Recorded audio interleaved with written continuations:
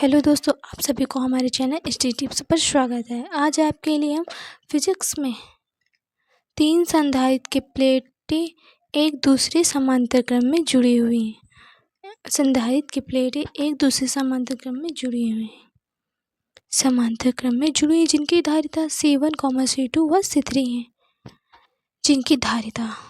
C1, C2 व C3 है। 3 संधारित्र। ये क्वेश्चन हमारे बोर्ड में हर साल पूछा जाता है, इसीलिए मोस्ट इम्पोर्टेंट है। 24-25 में नहीं पूछा, ये 26 में पूरे चांस हैं कि पूछा जाएगा। ये हमारा क्वेश्चन है। अब हमें चित्र बना लेना। हमारा क्वेश्चन कंप्लीट हो गया है। हमें एक लाइन छोड़ छोड़ के चित्र बनाना है।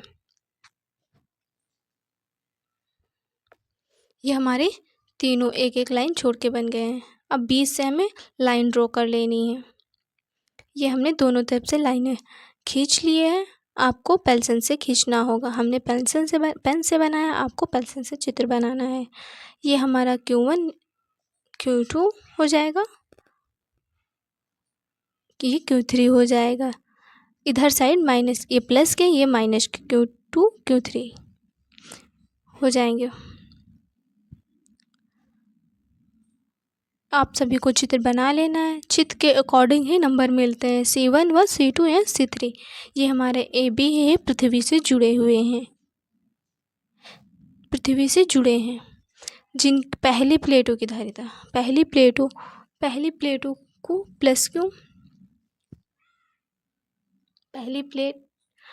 प्लस Q1 तथा दूसरी प्लेट की माइनस Q1।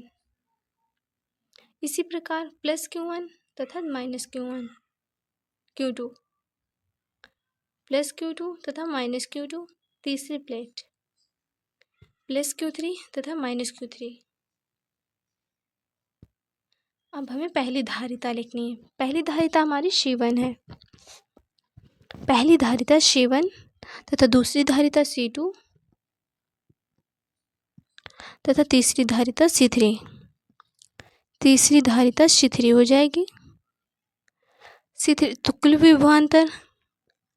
विभवांतर इक्वल टू V। विभवांतर हमारा V होता है तो V equal to Q upon C। तो V equal to Q upon C हो जाएगा। तो V equal to Q upon C तो तिरिया गुणा हो जाएगा। V equal to Q upon C तो Q इक्वल टू CV। तो Q1 equal to C1V, Q2 equal to C2V, Q3 equal to C3V। तो कुल आवेश तो Q equal to Q1 plus Q2 plus Q3 हो जाएगा। अब हमें वैल्यू पुट कर देनी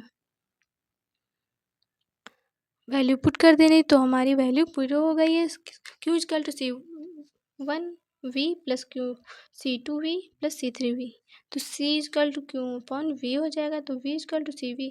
तो हमारा Q की वैल्यू हमने पुट करनी है। CV इक्वल टू V को हमें कॉमन ले लेना है। तो C1 प्लस C2 C3 हो जाए तो V कट जाएगी। तो C equal to C1 plus C2 C3। आप हमारे चैनल पर नए हैं तो प्लीज़ हमारे चैनल को लाइक एंड सब्सक्राइब करें। हमारे बेल आइकन को